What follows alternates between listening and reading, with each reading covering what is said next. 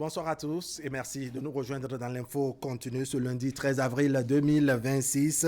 L'actualité nationale avec la ferveur d'après-élection. Le scrutin présidentiel s'est globalement bien déroulé hier sur l'ensemble du territoire national. Les candidats et supporters des différents camps jouent en ce moment même des mathématiciens à travers des calculs, agir sur les chiffres. Ça jubile également sur les réseaux sociaux et dans certains états-majors des formations politiques.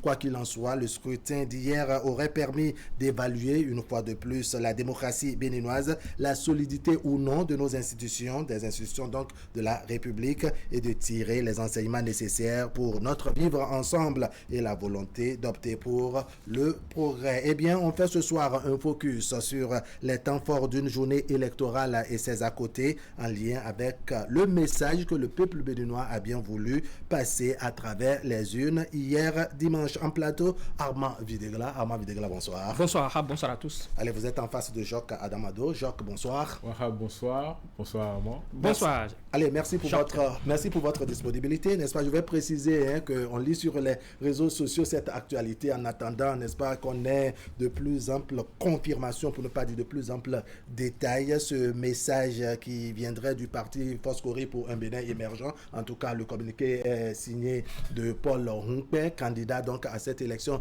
présidentielle, qui félicite, je dirais, son adversaire, s'il faut dire les choses ainsi, qui félicite donc le candidat Romuald Wadagné, se basant donc sur les tendances, les remontées qu'ils ont eues à travers les chiffres.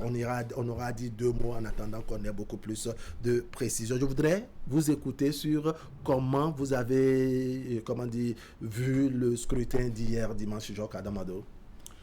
Wahab, je vous remercie de cette occasion que vous me donnez de décrypter cette actualité. Le scrutin d'hier dimanche, comme beaucoup ont certainement dû le constater, a traduit un enthousiasme, si ce n'est un engagement restauré du peuple béninois et surtout des populations de nos contrées reculées, pour la question électorale. On le savait déjà et on l'a souvent dit que une élection présidentielle, c'est le rendez-vous d'un peuple avec des candidats.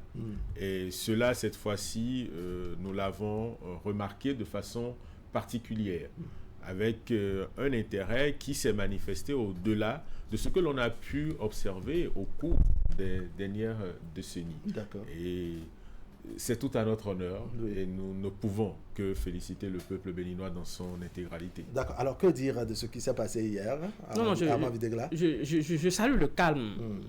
Je salue le calme dont nous avons fait preuve.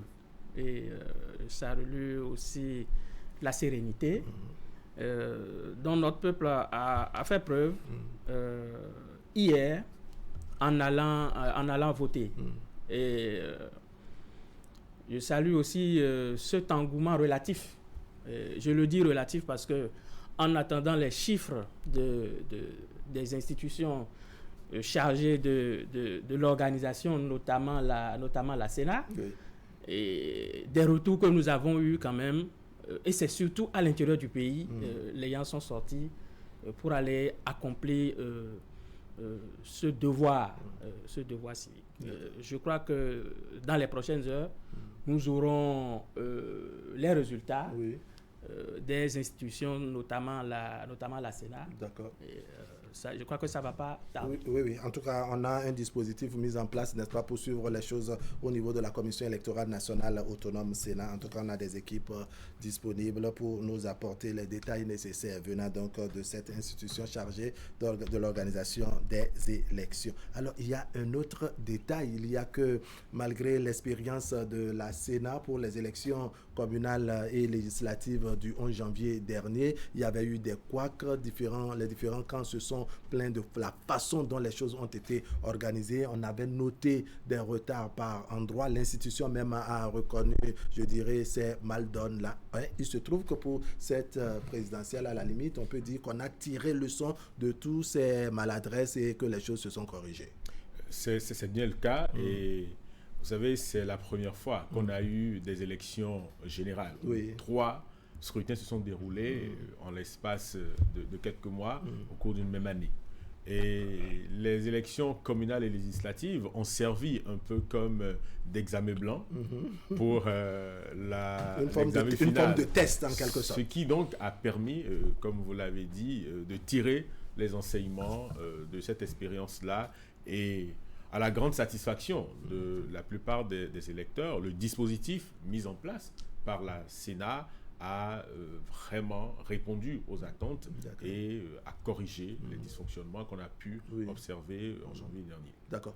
En termes d'organisation, vous en dites quoi, Arma Videgla? Bon, écoutez, normalement, nous ne devons plus dire que nous jetons des lauriers à la Sénat ou nous lui accordons une mauvaise note. D'accord. Parce que la Sénat a fait déjà son chemin.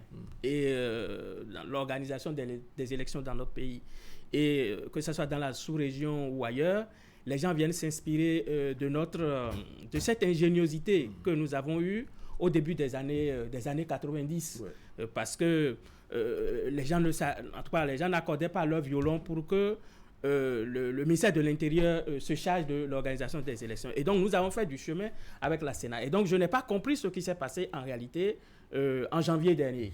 En janvier, je n'ai pas compris. Et donc, je ne vais pas jeter des lauriers à la Sénat. On peut dire que tout ceci est derrière nous. C'est échecs, c'est maladresse. On peut dire que tout est derrière nous. Je suis tout à fait d'accord. Je ne vais pas jeter des lauriers à la Sénat parce que la Sénat a fait son job et la Sénat devrait encore aller plus loin. C'est ça. Aller plus loin, c'est de faire de sorte que... Et nous devons donner les moyens à la Sénat. C'est de faire de sorte que je vois certaines images, ça fait mal au cœur parce que nous avons déjà traversé, nous avons fait du chemin avec les cantines à gauche et à droite. Bon, nous sommes à notre ère et nous allons à notre, à notre rythme. Mais je crois que nous devons essayer de faire mieux. Et le prochain président doit essayer aussi de donner les moyens à la Sénat pour qu'au soir des élections, nous ayons les résultats. Ne serait-ce que les résultats provisoires que la Sénat proclame pour que nous puissions aller encore un peu plus loin. On peut pas faire vous êtes un peu pressé, c'est-à-dire que juste après l'élection, n'est-ce pas, vous ne voulez pas qu'on vous fasse suffisamment languir. Oui, vous savez, on peut pas faire, on peut pas faire de comparaison. On peut pas faire de comparaison parce qu'ailleurs dans le monde, il y a eu encore des élections hier. Effectivement. Hier, ailleurs dans le monde, que ce soit des élections législatives, que ce soit des élections présidentielles. Vous voyez ce que je veux dire? Or, aujourd'hui, nous sommes dans un monde globalisé. Aujourd'hui, nous sommes des citoyens du monde. D'accord. Quel que soit l'endroit où ça se passe. La dernière fois même, ça s'est passé dans l'espace. C'était en direct. Allez, je vais écouter Jacques Adam Mandos, n'est-ce pas, sur ce détail-là. C'est-à-dire, on sent beaucoup de nos concitoyens, effectivement, dire que bon, les choses ont évolué, le numérique et autres, puisque le régime qui est en train de finir a fait de gros efforts, n'est-ce pas, dans le domaine du numérique, et qu'il y a des moyens technologiques qu'on peut désormais utiliser de manière à ce que, une fois les élections finies, qu'au soir déjà on commence par avoir ne serait-ce que les grandes tendances. Vous êtes pressé comme ces gens de citoyens à ne pas dormir sans connaître au moins les grandes tendances après une élection?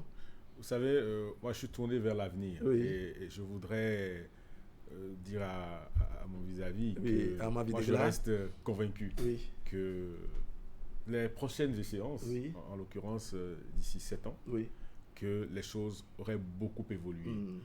Je ne voudrais pas faire d'entorse à la prescription de réserve en cette période, mais vous avez commencé à l'annoncer au début. Il y a un des candidats qui a reconnu sa défaite, pratiquement. Et par chance, le candidat donc en faveur de qui ce communiqué a donc été conduit, si les choses se concrétisent, a indiqué dans son projet de société que le numérique serait donc un levier transverse pour tous les secteurs et domaines d'intérêt de notre pays. Donc moi, je n'ai pas de doute que pour les élections de 2033, nous aurons atteint un niveau où Armand Videgla, peut-être même déjà à 18h, le jour du scrutin, connaîtra les grandes tendances et connaîtra les résultats. Nous en sommes tous demandeurs, mais la situation est telle qu'aujourd'hui, nous devons reconnaître que la réalité ne permet pas d'avoir cela. Donc, garder notre mal en patience et travailler à ce qu'au bout de ces prochaines années, on en vienne à ce qu'ils souhaitent. D'accord. Je crois que nous disons pratiquement la même chose. En train de dire seulement que la manière dont... La vitesse, voilà, la vitesse égale. Oui, alors, un autre aspect lié donc à ce scrutin, il n'y a que de la campagne je dirais, à la tenue du scrutin. Tout s'est déroulé sans heurts, sans violence, sans brutalité, même dans les régions dites, les régions à risque, les régions frontalières, avec tout ce qu'on sait de la crise sécuritaire, de la menace terroriste et autres. Tout s'est très bien déroulé. On est interrogatif, on se demande à qui le mérite concrètement. Non, je crois que c'est à tout le monde. Vous savez, je vous ai dit la dernière fois quand j'étais ici, j'ai dit, il y a 20 ans, j'étais avec un candidat en tant que journaliste positionné pour suivre le candidat. Donc, j'ai parcouru tout le pays en 15 jours. Vous savez, notre peuple est un peuple véritablement pacifique. Véritablement pacifique. Vous savez, il y a des motifs déclencheurs. Et quand un motif déclencheur fait le jeu, vous méconnaissez rapidement ceux qui étaient pacifistes et tout. Mais notre peuple est profondément pacifiste. Moi, j'ai vu, il y a 20 ans, je suis passé à des zones presque à risque en ce moment-là, et avec un candidat, même les rues à cette époque-là, c'était véritablement des rues, quoi. Surtout dans la partie septentrionale de notre pays. Il faut avoir le courage de le dire. Voyez? Et donc, le mérite revient à tout le monde. D'accord. Notre peuple est un peuple pacifiste. Et je crois que nous devons continuer encore à rester très pacifique dans tout ce que nous faisons.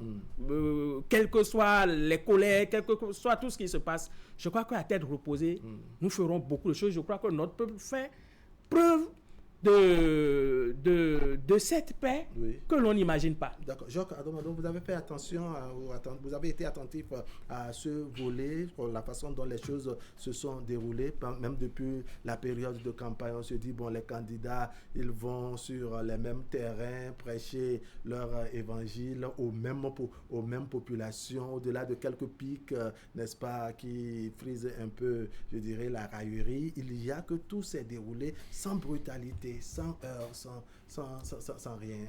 On met ça comme à l'actif de qui? On met ça à l'actif non seulement du peuple béninois, mais également à l'actif des candidats. Et il faut reconnaître que pour cette élection, on est parvenu à élever le débat au-delà même des questions de personnes. C'est ça. Et on a pu observer que c'est une campagne qui a été une campagne de proximité. Où on a donné l'occasion aux populations d'écouter, d'entendre ce que pouvaient proposer les candidats et qui pourrait leur permettre à eux de se sentir concernés par la manière dont l'action publique va être déployée prochainement. Si vous avez été attentif, et je suis certain que vous l'avez été, aux messages qui étaient adressés, ces messages ont été adaptés à chaque région. À partir du moment où l'électeur se sent plus concerné par ce qui est dit, qui n'a pas le sentiment que c'est une question qui ne le regarde pas du tout, il est beaucoup plus sensible à ce qui se fait. Donc, au-delà de cette paix que vous avez notée tout à l'heure, au-delà des conditions pacifiques dans lesquelles cette campagne s'est déroulée, il y a aussi qu'on a pu sentir l'adhésion de nos populations qui étaient intéressées quelque part par ce que voulaient leur dire les candidats, parce que leur proposaient les candidats. Et comme l'a dit Armand aussi, vous savez, nous avons toujours eu un peuple, et il restera ainsi, un peuple particulièrement formidable. D'accord.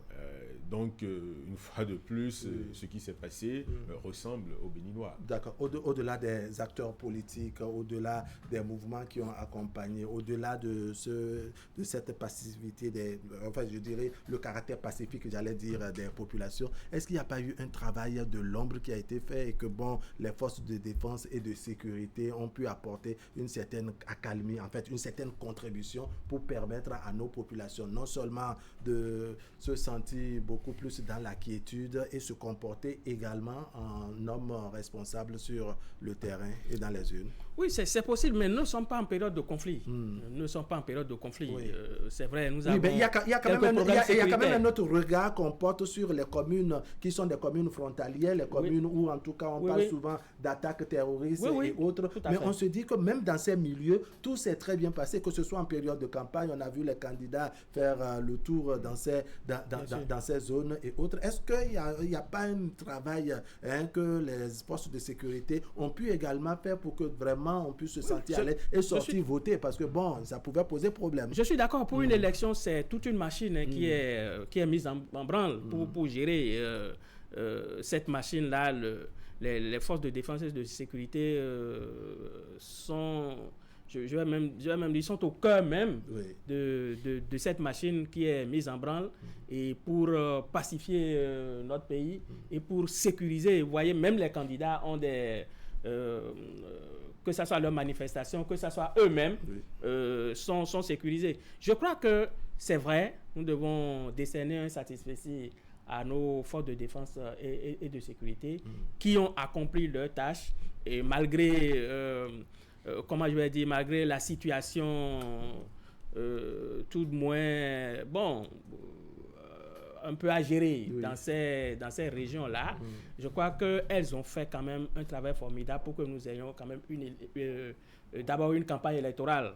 Même avant la campagne électorale, la période préélectorale, une période préélectorale très pacifique.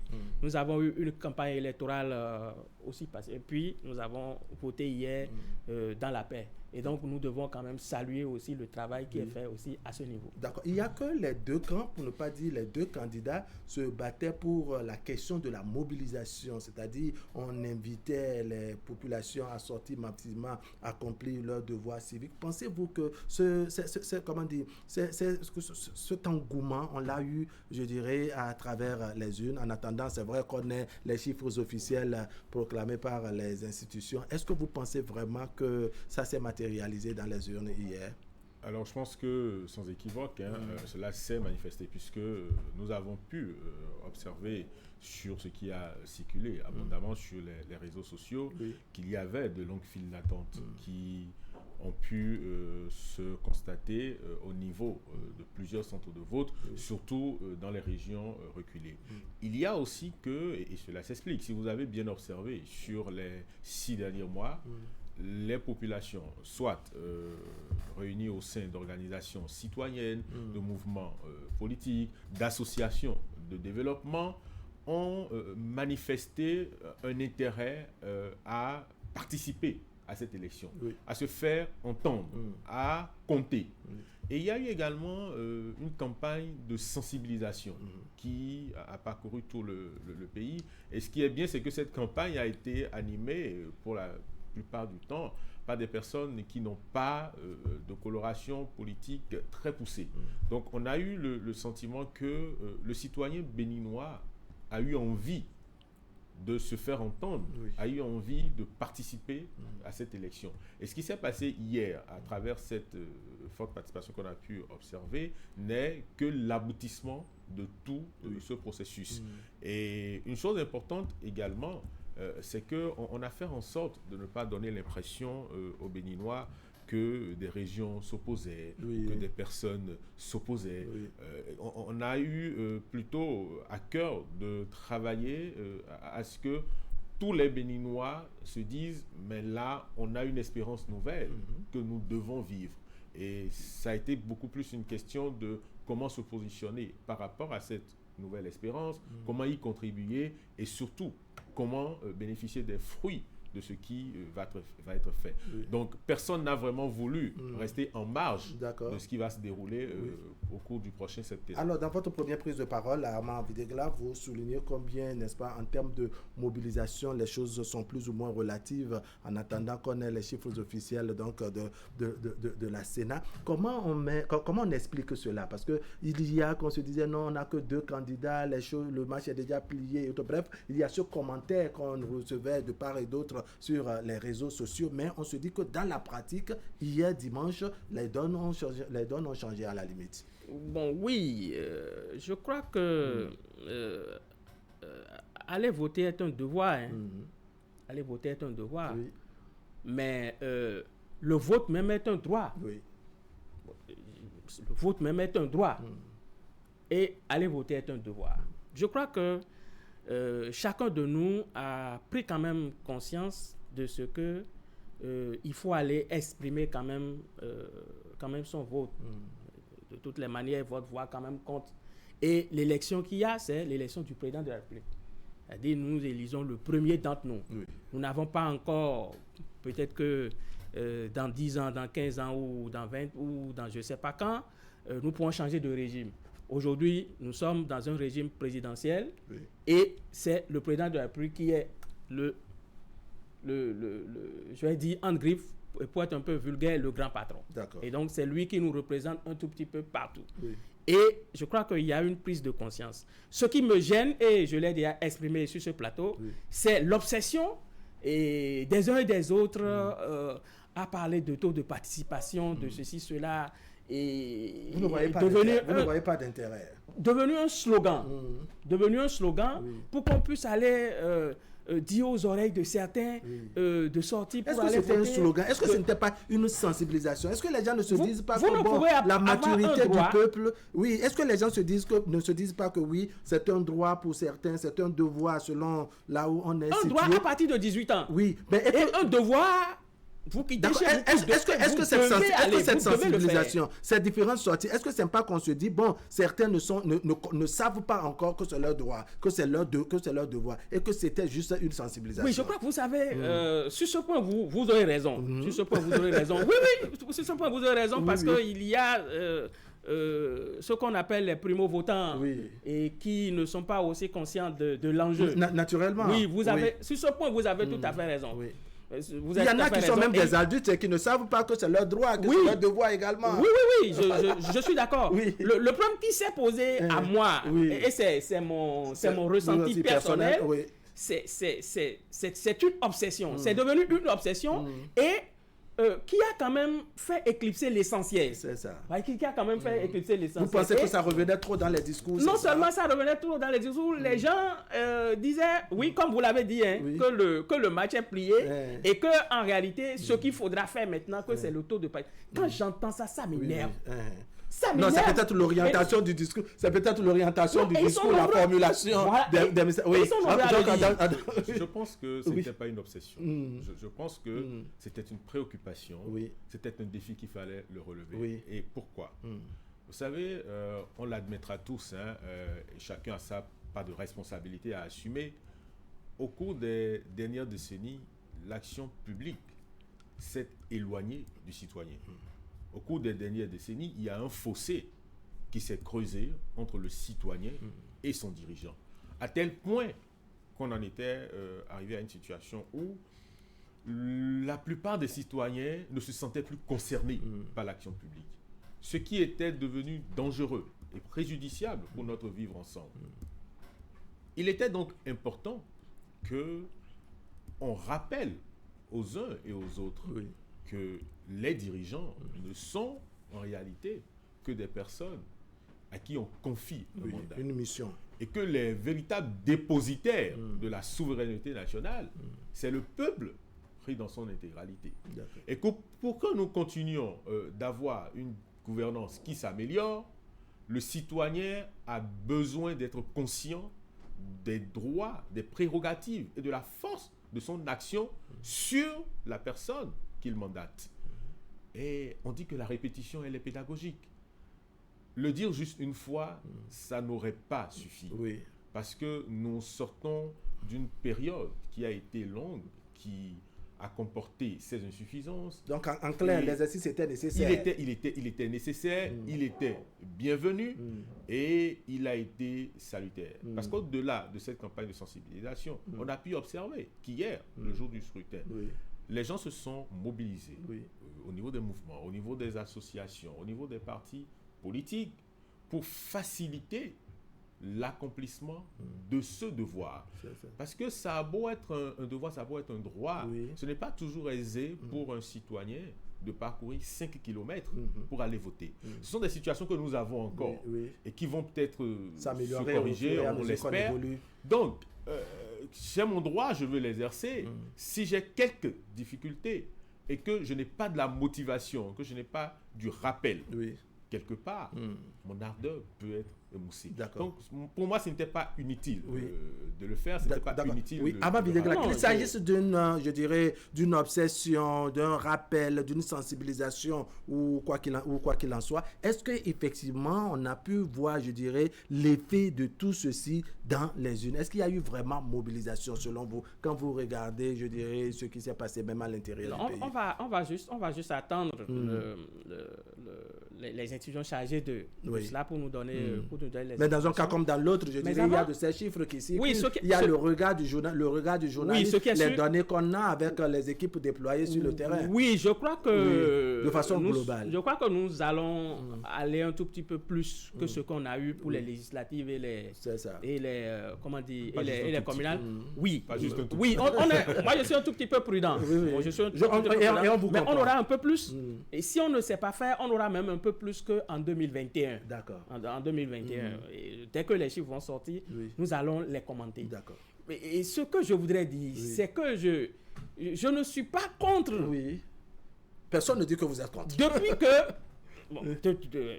Depuis l'avènement du renouveau démocratique, nous avons fait assez d'élections. Oui. Tout le monde, on dit aux gens, tout le monde dit, mais sortez pour aller voter. Oui. C'était véritablement ce qui accompagnait tout ce que les gens faisaient. Oui. Si vous voulez que l'action politique soit ceci ou soit cela, sortez pour aller voter. D'accord. Nous l'avons eu depuis, ça fait 35 ans que nous votons. Donc ce n'est pas nouveau. Donc en quelque sorte, c'est pas nouveau. Mais vous reconnaissez, en tout cas, je reconnais, et vous devez reconnaître que pour cette dernière élection, il y a une certaine obsession. Il y a ce sentiment et dans quelques débats fait que des fois on va évoluer sur ce point. Je voudrais poser une question. Oui, allez-y. Ce sont des questions aux journalistes. Je voudrais poser une question aux journalistes. Allez-y. Vous connaissez certainement vos prescriptions déontologiques pour l'exercice de votre métier. Il n'empêche pas que lorsque la période électorale approche, que ce soit la RAC, que ce soit vos organisations professionnelles, que ce soit les fertières, que régulièrement des campagnes de sensibilisation soient animées pour vous rappeler ce que vous savez pourtant. C'est pour dire que ce n'est pas parce que... on ne va pas dire que la RAC est obsédée, que c'est une obsession. Justement, c'est juste une préoccupation. On va évoluer dans les discussions. Non, je vais lui répondre. Vous savez, je suis contre ces pratiques-là. Oui. Parce que si vous êtes formé, c'est parce que nous sommes dans un mélange. Et comme nous sommes dans un mélange, alors est-ce que la RAC ne doit pas tenir compte de ce mélange, n'est-ce pas, pour pouvoir corriger? Vous voulez, je vais pas. Allez, on en fera un autre débat.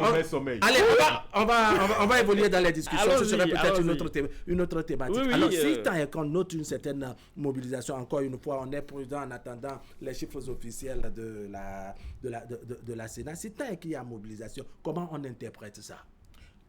Alors l'interprétation, pour moi, elle est simple. D'accord. Il y a des attentes que nos populations ont. Et 2026 constitue un carrefour. D'accord. Et les dirigeants du prochain septennat doivent le comprendre ainsi. Il y a qu'on est parvenu à promettre une régionalisation du développement, je l'ai dit tantôt. À partir de ce moment, quand le citoyen a compris ce que lui pouvait gagner par rapport à sa région, par rapport à sa catégorie socio-professionnelle, par rapport à sa tranche d'âge, en ce qui concerne ce qui lui est proposé pour l'avenir, ce citoyen-là, il s'implique, il s'intéresse. C'est ça. Donc, c'est une demande, ce sont des attentes que les populations sont allées exprimer à travers leur présence, leur participation au scrutin d'hier. D'accord. Alors, Ama Videgla, est-ce qu'il faut dire que cette mobilisation ou cette forte participation qu'on a relativement aux élections de janvier dernier, n'est-ce pas, que cela traduit une certaine adhésion, ne serait-ce qu'au projet de société de l'un ou de l'autre des candidats? Oui, bon, vous avez les élections que nous avons eues en janvier ne sont pas exactement les mêmes que les élections que nous avons eues. Et les élections de janvier sont les élections de proximité. Ici, la circonscription électorale reste tout le Bénin entier. Le territoire national. Tout le Bénin entier. Et si vous voulez gagner, vous devez parcourir tout le pays. Vous devez avoir un maillage très important qui va dans le fin fond du pays et qui quitte pratiquement le dernier point de Malanville pour échouer à la côte, au niveau de Figuirossé ou au niveau de Togben. Et donc, vous voyez, si c'est ça, ça veut dire que c'est un gros défi pour tout le monde. On va élire le premier d'entre nous, celui qui va nous représenter, celui qui va faire de telle sorte qu'on vit mieux dans le pays, celui qui va faire de cette sorte que nous soyons respectés à l'international. Oui, respecter à l'international, vivre mieux et autres. Chacun des candidats, n'est-ce pas, a proposé ça dans son projet de société. Sans doute que, n'est-ce pas, un des projets de société a davantage appâté les populations. Parce que s'ils sortent, c'est qu'ils sont une raison. Oui, relativement. Oui. Relativement, parce que la lecture des projets de société, c'est pas une lecture aussi facile que ça. Et quand vous voyez aussi les strates de notre population, vous voyez une catégorie totalement analphabète et vous voyez une catégorie alphabétisée et tout, et puis on a l'élite. Et donc ça fait pratiquement 3 strates. Et donc quand vous voyez tout ça, vous vous dites, est-ce que réellement le projet de société fait véritablement élire? Vous savez, aujourd'hui, et les chiffres vont sortir, ceux qui sont sortis le plus, c'est ceux qui sont à l'intérieur de notre pays. C'est ceux qui n'ont pas vu véritablement les pavés et autres là dans leur quartier. C'est-à-dire que quelque chose les intéresse. Voilà. Donc ça veut dire que il y a un motif déclencheur. Quelque chose qui fait que des hommes qui vivent au fin fond de notre pays se lèvent, se regroupent pour dire nous irons exprimer notre vote. Voilà, nous irons exprimer notre vote parce que nous avons des préoccupations. Il est passé par ici. Si ce n'est pas lui-même, les membres de sa délégation ou son représentant qui est dans notre quartier ou qui est dans notre village est passé par ici pour nous dire un certain nombre de choses qui nous intéressent et qui va faire que nous allons vivre mieux. Et donc, nous devons sortir quand même pour aller exprimer notre vote. Vous voyez de la pertinence dans le développement de Armand Videgla? Oui, je note la pertinence, mais je voudrais rajouter que au-delà, et il faut le dire et l'assumer, il y a eu un défi générationnel. Il y a on s'est rapproché un peu plus à travers les candidats de la classe en termes de tranche d'âge qui est aujourd'hui la plus représentative de la population béninoise, première chose. Deuxième chose, il y a aussi que, contrairement à ce que disait Armand, les projets de société n'ont pas forcément été inaccessibles aux populations qui sont dans les zones reculées. Parce qu'à partir du moment où, au cours de la campagne, des efforts ont été faits avec des locuteurs en langue des régions, en langue nationale, pour expliquer et pour, je vais dire un peu comme on le dit dans le monde des journalistes, le journal en langue facile. Il y a eu cet exercice pour dire aux gens, voilà, chez vous, ce qu'on vous promet, voilà ce que vous allez gagner. Et je vais faire un peu de dérision. Quelqu'un est même allé jusqu'à proposer une société de brasserie, quelque part, pour une certaine région. Même l'aileron va baisser. Bien, alors, donc, ça vous intéresse, l'aileron? Je pense qu'on va plutôt... Ce qui m'intéresse, c'est d'encourager la production locale. D'accord. Alors, donc, c'est pour dire qu'on a ramené le débat à l'échelle du citoyen. Et puis, il y a eu l'implication des masses sociales. Je l'ai dit au début, il y a eu des associations qui existaient traditionnellement, c'est-à-dire qui ne sont pas nées à la faveur de la désignation d'un candidat ou de l'autre, comme l'ont pu être les mouvements politiques. Ce sont des associations qui, elles, sont là depuis des années, depuis des décennies, et qui ont dit, cette fois-ci, on s'implique, cette fois-ci, on adhère à un projet de société, et puis, ce que je vais vous souffler, sans beaucoup trahir de secret. Il y a l'un des projets de société qui a été la résultante de l'expression des préoccupations des différents corps qui composent la société béninoise, quel que soit le niveau ou le secteur dans lequel il se situe. D'accord. Donc, il y a eu des échanges avec les uns et les autres, et on a pu observer dans les capsules qui sont passées de certains candidats qu'il y a eu un rapprochement par rapport une certaine proximité avec les hommes donc, de certaines les gens se sont sentis catégories concernés. D'accord. Donc, il n'y a pas eu, c'est pourquoi j'ai dit, le creuset qu'il y avait au départ, il a quelque part été un peu réduit. Pas totalement encore, mais il a été un peu réduit. Et il y a eu cette situation de renouvellement de l'offre politique. Chaque fois qu'un président en exercice finit, on a toujours un intérêt qui se manifeste mieux que quand c'est un candidat c'est un président qui est candidat à sa propre succession. Donc il y a ce facteur aussi qu'il ne faut pas négliger et qui a dû impacter. Armand Videegla, ce ne sont pas les réseaux sociaux qui proclament les résultats, encore moins les journalistes, ce sont les institutions de la République chargées donc de l'organisation des élections. Mais les journalistes aident à le faire. À le faire avec je dis, se construite sur le oui, c'est parce que nous avons... Ailleurs, même tu me permets.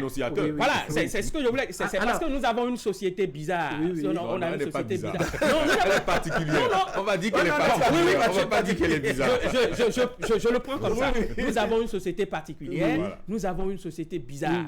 Sinon, c'est sur les... Alors, dans un cas comme dans l'autre, il y a dans les deux duos, en tout cas entre les deux duos, un qui était parti favori. Est-ce que vous pensez, avec les chiffres qu'on a de part et d'autre, avec les équipes déployées, ce qu'ils ont ramené au lendemain, je dirais quelques heures après le dépouillement dans les différents bureaux de vote, est-ce que vous pensez que l'idée qu'on avait au départ, que cette idée est en train de se matérialiser, de se concrétiser? C'est relatif de l'idée du départ. En tout cas, je veux votre lecture. Non, moi je n'avais pas eu totalement de préconçu. C'est ça. Ce qui est clair, c'est qu'il y a un candidat favori.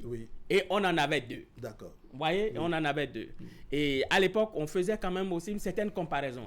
Parce qu'il y a le candidat de l'autre camp qui sort d'une élection, et lui-même a participé avec toute son équipe, qui sort d'une élection avec un résultat que je ne veux pas qualifier, que tout le monde sait déjà. Et puis nous avons de l'autre côté le candidat de la majorité présidentielle qui aussi sort d'une élection parce que les deux partis ont été et ont raflé quand même les sièges dans tous les cas. Et ça, c'est un bonus. Voilà. Et donc avec ça, on voit déjà qu'il y a un tout petit peu, on sait déjà qui sera en pôle position on voit l'un en avance et qui ne sera pas. Et selon les informations qu'on a eues et qui passent, si réellement M. Paul Onkpé salue son challenger et le félicite parce que il a gagné le vote, peut-être selon lui, avec tout ce qui se passe.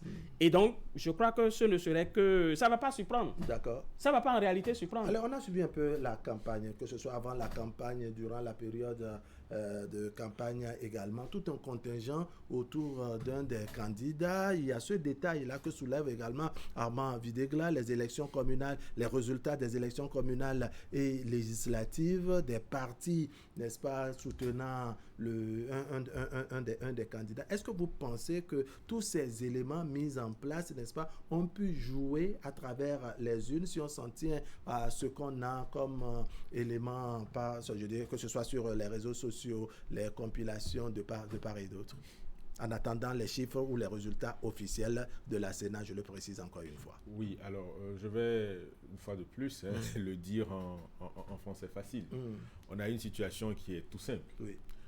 On a offert aux populations pendant les dernières années la possibilité d'apprécier l'action publique, d'en mesurer les résultats et l'impact sur leur quotidien. Et il leur a été proposé ensuite que cette dynamique continue, mais en faisant un peu plus attention aux attentes qui n'ont pas pu être comblées. Donc que cette dynamique continue et soit même améliorée.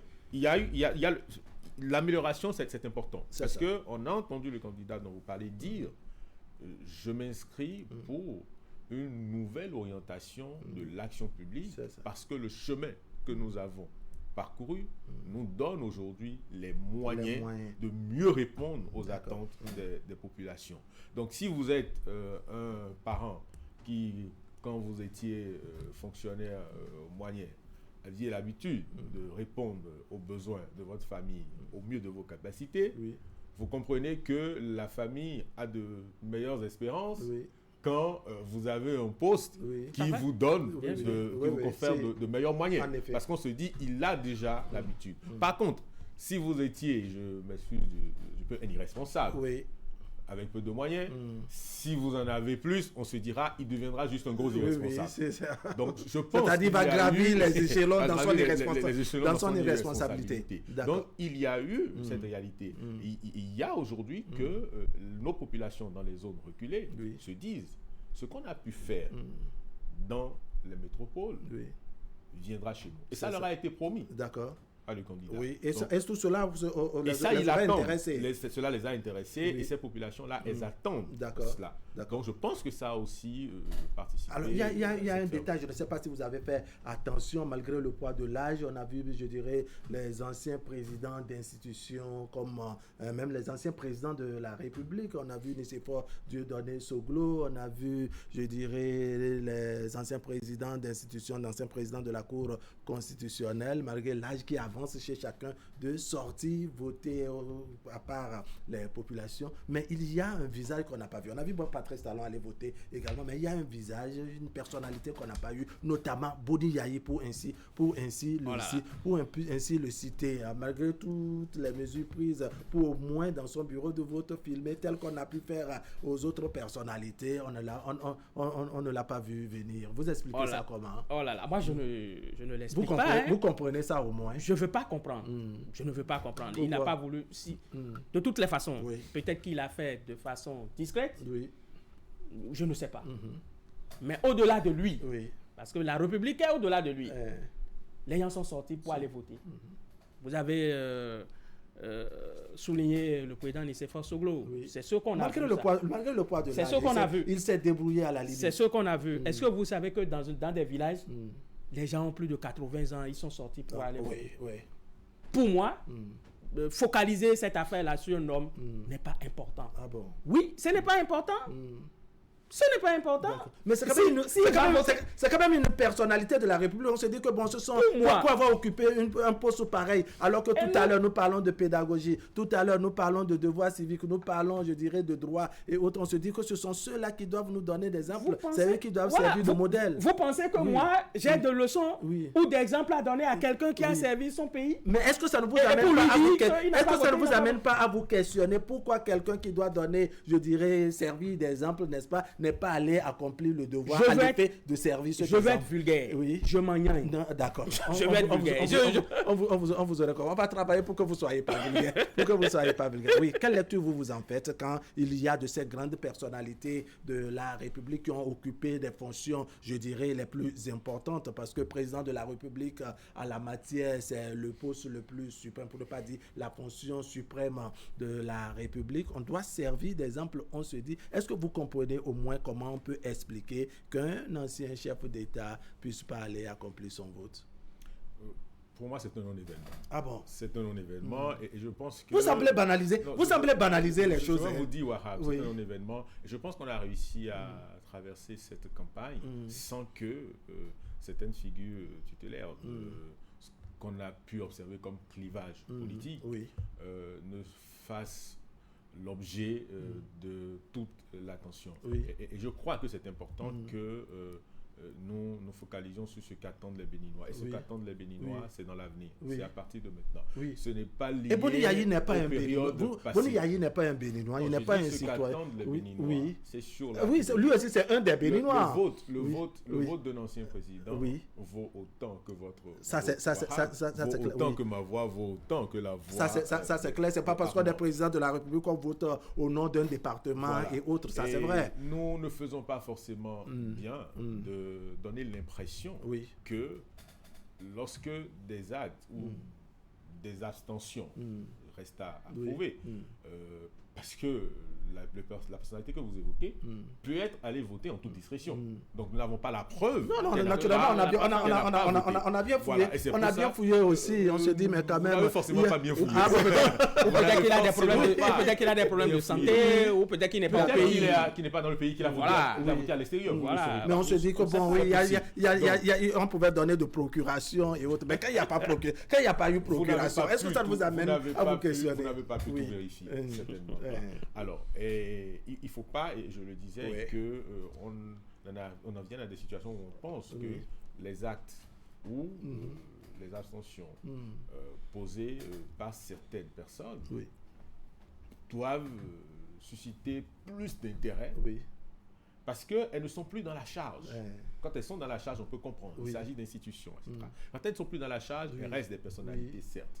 Mais pour moi, l'orientation doit être vers l'avenir. D'accord. Et l'avenir, il va se construire avec tous les Béninois, sans exception, pour autant qu'ils s'engagent pour le développement de notre pays, qui est notre bien commun. Alors, je vais considérer ça comme votre mot de conclusion parce qu'on a la dictature du temps. Ama Videgla, très rapidement, pour conclure. Oui, je crois que nous devons essayer d'élaborer un certain nombre de choses pour la projection sur les 7 prochaines années, pour quand même faire de notre pays... je ne vais pas dire autre chose, mais réellement essayer de codifier un certain nombre de choses dans notre pays. Il y a des choses qui manquent. C'est ça. Et il y a des actions qui manquent. Il y a des choses à faire, mais on le fait d'une certaine manière.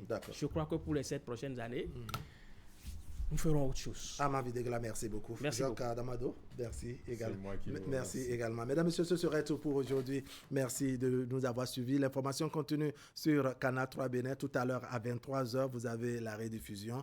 Et demain, autour de 10h30, on va céder la place à Candide Hunweto. Il va se défouler avec ses invités. Il parle sport. Canal Sport à 21h00. Allez, portez-vous bien.